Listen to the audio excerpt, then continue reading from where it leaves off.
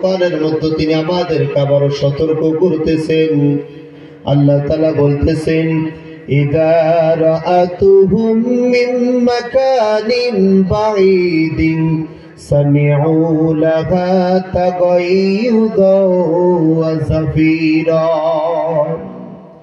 ওই কঠিন কিয়ামতের ময়দানে যখন জাহান্নামী মানুষগুলোকে নিয়ে যখন জাহান্নামের নিযুক্ত ফেরেশতারা যখন জাহান্নামের দিকে অগ্রসর হবে, অগ্রসর হওয়ার সঙ্গে সঙ্গে জাহান্নাম তখন জাহান্নামী মানুষগুলোকে অনেক দূর থেকেই দেখতে পাবে।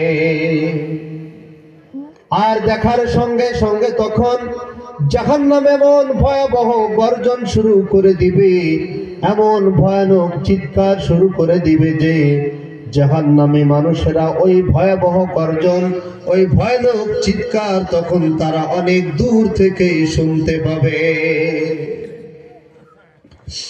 আর এরপরে জাহান্নামীদের অবস্থা কেমন হবে সেই কথা আল্লাহ তাআলা এর পরের আয়াতের মধ্যে বলতেছেন।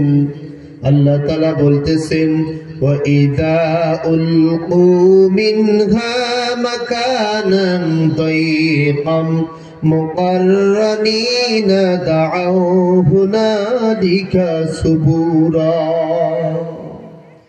এরপরে জাহান্নামী মানুষগুলোকে যখন জাহান্নামের ওই সংকীর্ণ গর্তের মধ্যে নিক্ষেপ করা হবে, জাহান্নামের ওই চিকন গর্তের মধ্যে যখন পাপিষ্ঠদেরকে যখন ফেলে দেওয়া হবে, তখন জাহান্নামী মানুষেরা জাহান্নামের ওই ভয়াবহ শাস্তি তখন তারা বরদাস্ত করতে পারবে না, ওই শাস্তি তখন তারা সহ্য করতে পারবে না।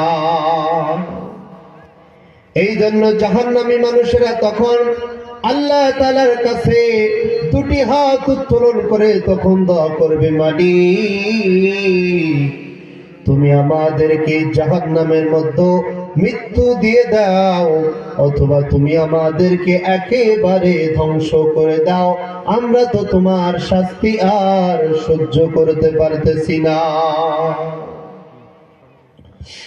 আল্লাহ তাআলার কাছে যখন জাহান্নামীরা এরকম ভাবে যখন কাকুতি মিনতি করবে, আল্লাহ তাআলা তখন জাহান্নামীদের এই কথার উত্তরে বলবে, লা তাদউল ইয়াউমা সুবুরা ওয়াহিদাও ওয়াদউ সুবুরান কাসীরা।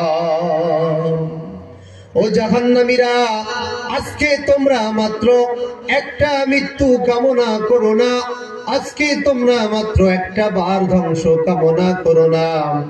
আজকে যদি তোমরা অসংখ্য বারো নিজেরা নিজেদের জন্য মৃত্যু কামনা করো, আজকে যদি তোমরা অসংখ্য বারো নিজেরা নিজেদের জন্য ধ্বংস কামনা করো, তবুও তোমাদেরকে আর কোনোদিন মৃত্যু দেওয়া হবে না, তোমাদেরকে আর কোনোদিন একেবারে ধ্বংস করা হবে না।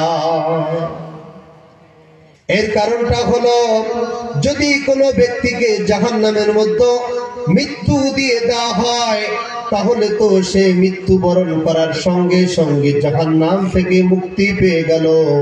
এই জন্য জাহান্নামীদেরকে আর কোনোদিন মৃত্যু দেওয়া হবে না, আর জান্নাতীদেরকেও জান্নাতের মধ্যে কোনোদিন আর মৃত্যু দেওয়া হবে না। চিৎকার করে বলুন না সুবহানাল্লাহ। এরপরে ভাইরা আমার, জাহান্নামীদেরকে যখন জাহান্নামের ওই সংকীর্ণ গর্তের মধ্যে নিক্ষেপ করা হবে, তখন তাদেরকে কিন্তু একেবারে উলঙ্গ করে কিন্তু নিক্ষেপ করা হবে না, অর্থাৎ জাহান্নামীদের শরীরেও কিন্তু তখন একটা পোশাক থাকবে। থাকবে কি থাকবে না বলেন? থাকবে কি থাকবে না বলেন? অবশ্যই থাকবে। তো জাহান্নামীদের সেই পোশাকটা কিসের তৈরিকৃত হবে এটা আমাদের জানা প্রয়োজন আছে কি আছে না বলেন? আল্লাহ তাআলা এই কথাটিও পবিত্র কোরআনের মধ্যে বলতেছেন। আল্লাহ তাআলা বলতেছেন, ফাল্লাযীনা কাফারু কুত্তিআত লাহুম সিয়াবুম মিন নার। জাহান্নামের আগুন কেটে কেটে ওই আগুনের দ্বারা জাহান্নামী মানুষদের জন্য পোশাক তৈরি করা হবে।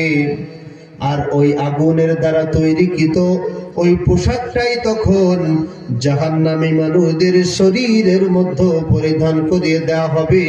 চিৎকার করে বলুন না নাউযুবিল্লাহ।